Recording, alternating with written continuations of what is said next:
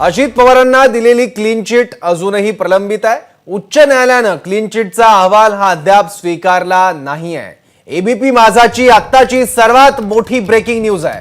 अजित पवारांना दिलेली clean chit ही अजूनही प्रलंबित नाहीये। त्या क्लीन चिटची बरीच चर्चा झाली होती, राजकीय वर्तुळात त्याचे वेगवेगळे अर्थ देखील काढण्यात आलेले होते, पण हा क्लीन चिटचा रिपोर्ट हायकोर्टाने अजून स्वीकारलेला नाहीये। आपले प्रतिनिधी गणेश ठाकूर आपल्या सोबत आहेत, त्यांच्याकडून आपण आणखी तपशील जाणून घेऊयात। गणेश, सविस्तर माहिती अशी आहे की 2019 मध्ये 12 व्हीआयडीसी प्रोजेक्ट संदर्भात पीआयएल दाखल केल्या गेल्या होत्या, ज्यामध्ये असा आरोप केला गेला की अशी मागणी केली गेली होती की अजित पवार यांचा रोल या इरिगेशन स्कॅम मध्ये त्याचा इन्व्हेस्टिगेशन व्हावं। त्या संदर्भात 2019 मध्येच या प्रकरणामध्ये तत्कालीन एसीबी प्रमुख परमबीर सिंग यांनी अजित पवार यांना क्लीन चिट दिली आणि 2018 मध्ये पोलिसांकडून ऍफिडेव्हिट फाईल झालं होतं, ते संजय बर्वे यांनी केलं होतं, ज्यामध्ये अजित पवार यांच्या रोल संदर्भातला उल्लेख त्या ऍफिडेव्हिटमध्ये होता। पण त्या ऍफिडेव्हिटला काउंटर करत परमबीर सिंग यांनी 2019ला क्लीन चिट दिली। ती क्लीन चिट किंवा ते ऍफिडेव्हिट ऑन रेकॉर्ड जे आलं होतं ते बॉम्बे हायकोर्टाच्या नागपूर बेंचनं अद्याप स्वीकारलेलं नाहीये, प्रलंबित आहे। याचा अर्थ काय तर म्हणजे जर उद्या कोणी या रिपोर्टला चॅलेंज केला आणि जसं अंजली दमाने म्हणाले की तुम्ही याला स्वीकार करू नका, तर ते प्रलंबित आहे, तर कोर्ट याच्यामध्ये रिइन्व्हेस्टिगेशन चे ऑर्डर्स करू शकतात आणि रिइन्व्हेस्टिगेशनचे ऑर्डर्स झाले तर अजित पवार यांच्या विरुद्ध पुन्हा इन्व्हेस्टिगेशन होऊ शकतं। म्हणून या प्रकरणामध्ये जे क्लीन चिटचा उल्लेख होतोय तो क्लीन चिट अद्याप पूर्ण झालेला नाहीये। शक्यता आहे की भविष्यामध्ये पुन्हा एकदा याचे इन्व्हेस्टिगेशन होऊ शकतं, पुन्हा तपास होऊ शकतो आणि त्या अनुषंगाने हे प्रलंबित राहिलेलं रिपोर्ट त्याला स्वीकार जे न केले गेलं आहे ते अजित पवार यांच्यासाठी खूप अडचणीचं आहे। याशिवाय अजित पवार यांचा रोल जर इन्व्हेस्टिगेट झाला तर त्यामध्ये पुन्हा एकदा इन्व्हेस्टिगेशन होईल आणि मला वाटतं शक्यता तशी आहे, कारण मोहित कंबोज यांचं जे ट्विट आहे त्या ट्विटमध्ये देखील ते म्हणतात की परमबीर सिंग यांच्या रिपोर्टला जे आहे बाजूला करत पुन्हा एकदा सीबीआय कडनं चौकशी करण्यात यावी। आजच प्रवीण दरेकर आपल्याशी बोलताना म्हणाले होते की मी विधान परिषदेमध्ये हा मुद्दा उपस्थित करणार आहे, म्हणून जर भविष्यामध्ये पुन्हा कोणी याच्या इन्व्हेस्टिगेशनची मागणी केली तर हे रिपोर्ट बाजूला राहील आणि रिइन्व्हेस्टिगेशन होईल। आणि म्हणूनच आपण म्हणतो की अजित पवार यांची सिंचन घोटाळ्यामधली अडचण, त्यांच्यावर झालेले आरोप हे अद्याप पूर्णतः क्लीन झालेले नाहीये, त्यांची अडचण पूर्ण कमी झालेली नाहीये, भविष्यात काही होऊ शकतं। म्हणून आजच्या घडीला जे होतंय त्याने एक गोष्ट स्पष्ट होतंय की भविष्यामध्ये या सिंचन घोटाळ्यामध्ये देखील पुन्हा इन्व्हेस्टिगेशन होऊ शकतं किंवा कोण मागणी करू शकतं। याशिवाय एफआयआर मध्ये ते आरोपी म्हणून कधीच नव्हते, पण त्यांचा रोल इन्व्हेस्टिगेशन करण्याची ही मागणी वारंवार होत होती, म्हणून जे पीआयएल पेटिशनर्स आहेत त्यांच्याकडनं देखील काही पत्रव्यवहार बॉम्बे हायकोर्टाच्या नागपूर बेंचला झालं होतं। तेही म्हणत होते की पोलिसांच्या या रिपोर्टला तुम्ही स्वीकार करू नका। कोविड काळ होता म्हणून कोर्ट पूर्णतः फुल स्विंगमध्ये काम करू शकत नव्हतं, म्हणून हा रिपोर्ट जो आहे हा प्रलंबित राहिला, त्याला स्वीकार नाही केलं गेलं। पण त्यानंतरही आता या जर केस किंवा पीएलचा स्टेटस को जर आपण विचारला तर अजित पवार यांच्या रोलचं इन्व्हेस्टिगेशन पूर्णतः थांबलेलं नाहीये, कारण ती रिपोर्टच स्वीकार केली गेली नाहीये। म्हणून कोर्ट आता पुढे काय निर्णय घेतं, कोण रिइन्व्हेस्टिगेशनसाठी जातं का, कोण पुन्हा काही नवीन एजन्सीकडनं चौकशीची मागणी करतं का, त्यावर काय होतं हे पाहणं खूप महत्वाचं असणार आहे। नेमकी हीच बाब अजित पवार यांच्यासाठी येत्या काळात अडचणीची ठरण्याची शक्यता देखील नाकारता येत नाही। गणेश, धन्यवाद या सगळ्या माहितीबद्दल। तर आपण बघितलं हायकोर्टाने क्लीन चिटचा रिपोर्ट अजून स्वीकारलेला नाहीये, त्यामुळे जे आरोप होते त्या सगळ्यांसंदर्भात प्रशासनाकडून जरी क्लीन चिट मिळाली असली यंत्रणांकडून, तरी हायकोर्टाने ती न स्वीकारल्यामुळे अजित पवार यांच्या समोरच्या अडचणी अद्याप पूर्णपणे गेलेल्या दिसत नाहीयेत, अडचणी कायम असल्याचं दिसतंय। गणेश ठाकूर आपले प्रतिनिधी आपल्या सोबत होते, जे आता माहिती देत होते या विषयावरची। एबीपी माझाची सर्वात मोठी ब्रेकिंग न्यूज आहे आणि हा जो रिपोर्ट आहे ज्यात अजित पवार यांच्यावर जे आरोप झाले त्या संदर्भातला सगळा तपास आहे आणि ती क्लीन चिट आहे ती हायकोर्टात सादर करण्यात आली, पण गेल्या 2 वर्षांपासून हायकोर्टाकडून हा जो रिपोर्ट आहे तो स्वीकारण्यात आलेला नाही आहे। त्यामुळे हायकोर्ट या संदर्भात नेमका काय निर्णय घेतं, या रिपोर्ट संदर्भात हायकोर्ट काय टिप्पणी देतं, काय निर्देश देतं का, हे सुद्धा बघावं लागेल। एबीपी माझाची सर्वात मोठी बातमी आहे। मोहित कंबोज यांनी आज एक ट्विट केलेलं होतं, राष्ट्रवादीच्या आणखी एका नेत्याला जेलमध्ये जावं लागेल अशा अर्थाचं एक प्रकारचं हे ट्विट होतं आणि ज्या नेत्यांवर महाविकास आघाडीतल्या कारवाई झाली आहे गेल्या काही दिवसात त्यांची काही नावं दिली होती आणि एक जागा मोहित कंबोज यांनी जाणीवपूर्वक रिकामी सोडलेली होती, तेव्हा राष्ट्रवादी काँग्रेसच्या कोणत्या नेत्यावर आता कारवाई होणार याची चर्चा आज असतानाच ही महत्वाची बातमी समोर येते आहे। एबीपी माझाची आत्ताची सगळ्यात मोठी ब्रेकिंग न्यूज आहे। अजित पवार यांना तपास यंत्रणांनी जरी क्लीन चिट दिलेली असली, त्याचे वेगवेगळे राजकीय अर्थ, राजकीय चर्चा झालेल्या असल्या तरी हायकोर्टात मात्र त्यांच्या क्लीन चिटचा जो रिपोर्ट आहे तो रिपोर्ट स्वीकारण्यात आलेला नाहीये. त्याच्यामुळे अद्याप अजित पवार यांना क्लीन चिट मिळालेली आहे असं पूर्णतः म्हणता येत नाही. एबीपी माझाची ही सर्वात मोठी बातमी आहे. सिंचन घोटाळा प्रकरणात सुद्धा अजित पवार यांच्यावर काही आरोप होते. उच्च न्यायालयानं हा क्लीन चिटचा अहवाल अद्याप स्वीकारलेला नाहीये.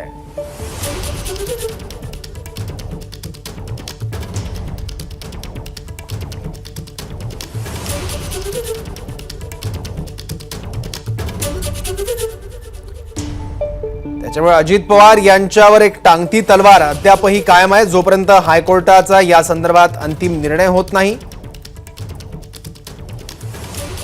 गेल्या 2 वर्षांपासून हा रिपोर्ट हायकोर्टामध्ये प्रलंबित आहे. त्यामुळे उच्च न्यायालय या संदर्भात काय भूमिका घेतं, काय म्हणतं, काय दिशानिर्देश देतं का किंवा हा अहवाल स्वीकारतं का, असे अनेक प्रश्न आहेत ज्याची उत्तरं अद्याप मिळणं बाकी आहे. विशेष म्हणजे आजपासून विधिमंडळाचं अधिवेशन देखील सुरू झालेलं आहे. धुमशान बघायला मिळालं. आरोप प्रत्यारोप होत आहेत. त्यात मोहित कंबोज यांच्या ट्विटची चर्चा आहे आणि त्यात ही सगळ्यात मोठी बातमी समोर येते. तर अधिवेशनाच्या पहिल्या दिवशी आज भाजप नेते मोहित कंबोज यांच्या सूचक ट्विटमुळे राजकीय वातावरण तापलंय. राष्ट्रवादीचा मोठा नेता लवकरच जेलमध्ये जाईल असं सूचक ट्विट कंबोज यांनी केल्यानंतर राष्ट्रवादी काँग्रेसनं त्यांना प्रत्युत्तर दिलंय. ईडी कार्यालयातली माहिती कंबोज यांना आधी कशी मिळते असा सवाल राष्ट्रवादीनं केलाय. विरोधकांचा आवाज दाबण्याचा भाजपचा प्रयत्न आहे असा आरोप राष्ट्रवादी काँग्रेसनं केलाय.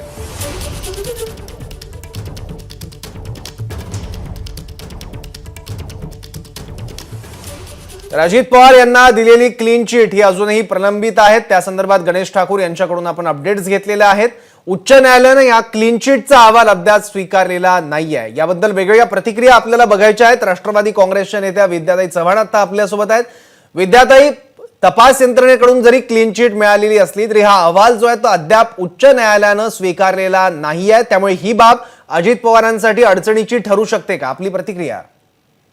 नाही, मला एकच सांगायचंय की आता बरोबर अधिवेशनाच्या आदल्या दिवसापासून ही बातमी सगळीकडे व्हायरल होते आणि सगळीकडे मोठ्या प्रमाणात येते आणि बाकी चॅनलवर नाही पण एबीपी माझावरती जोरात येतेय.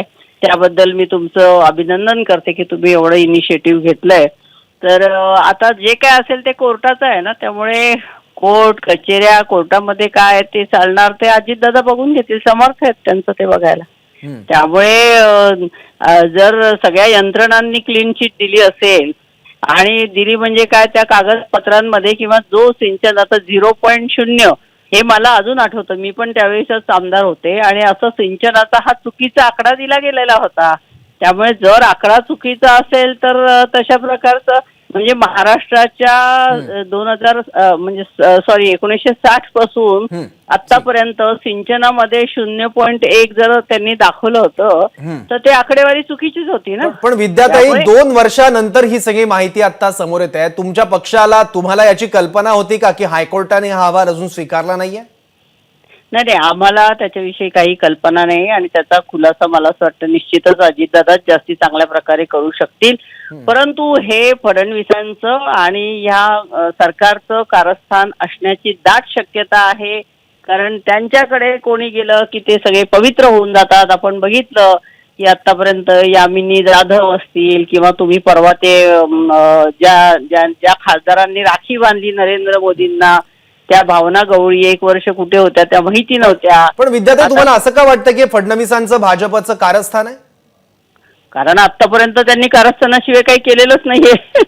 म्हणजे त्यात अजित पवारांना एखाद्या वेगळ्या प्रकरणात किंवा जुन्याच प्रकरणात अडकवून त्यांच्यावर कारवाई करण्याचा भाजपचा हेतू असा तुमचा आरोप आहे? असू शकेल, कारण आता अजितदादा विरोधी पक्ष नेते झालेत आणि त्यांनी ज्या प्रकारे गेले 2-2.5 वर्ष महाराष्ट्र कामकाज केलंय ते एक खूप त्यांची एक प्रतिमा संपूर्ण महाराष्ट्रामध्ये. तुम्ही विरोधी पक्षात जरी असला आणि तुम्ही जरी अजितदादाला मानणारे नसला तरी सर्वसामान्य माणूस निश्चितच त्याच्या तोंडून असं निघून जातं की अजितदादा काही म्हणा, स्पष्ट बोलतो, काम होणार असेल तर करतो आणि 24 तास काम करणारा नेता म्हणून त्यांची प्रतिमा आहे. आता ती मलिन करायची असेल भाजपला, त्यामुळे भाजप नक्कीच काहीतरी करत असेल. ठीक आहे. Thank you. सामाजिक कार्यकर्ते आणि आपच्या नेत्या अंजली दमानिया आता आपल्या सोबत आहेत. अंजली दमानियाची ही नवी माहिती समोर येते आहे की उच्च न्यायालयानं क्लीन चिटचा अहवाल हा अद्याप स्वीकारलेला नाहीये. विद्याताई चव्हाण देखील आपल्या सोबत आहेत. दमानियाजी, आपली प्रतिक्रिया या संदर्भातली. त्यामुळे कारवाईची एक टांगती तलवार अजित पवारांवर असल्याचं बोललं जात आहे. पण ही टांगती तलवार जी आहे ती काही नवीन नाहीये. हा रिपोर्ट कधीच न्यायालयाने एक्सेप्ट केलेला नव्हता. इनफॅक्ट त्याच्या विरुद्ध मी नागपूरच्या खंडपीठापुढे एक अर्ज पाठवला होता की याला कुठल्याही परिस्थितीत this should not be accepted, this report should not be accepted. आणि त्याच्यावर मला त्यांचं उत्तरही आलं होतं. आणि त्याच्यानंतर आज सगळ्यात त्याच्यावर पुढे काहीही कारवाई झालेली नाहीये. त्यामुळे हा रिपोर्ट जो आहे तो आजपर्यंत प्रलंबित आहेच. त्याच्यावर कारवाई होईल अशी अपेक्षा होती, पण ती आजपर्यंत झालेली नाहीये. तुम्ही म्हणालात की तुम्हाला या संदर्भात उत्तर आलं होतं, त्या उत्तराचा तपशील मजकूर कळू शकेल?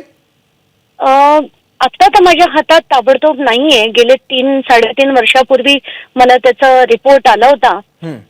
पण आता मी ऍक्च्युली बाहेर असल्यामुळे माझ्याकडे तो कागद नाहीये, नाहीतर मी नक्कीच आपल्याला वाचूनही दाखवला असता.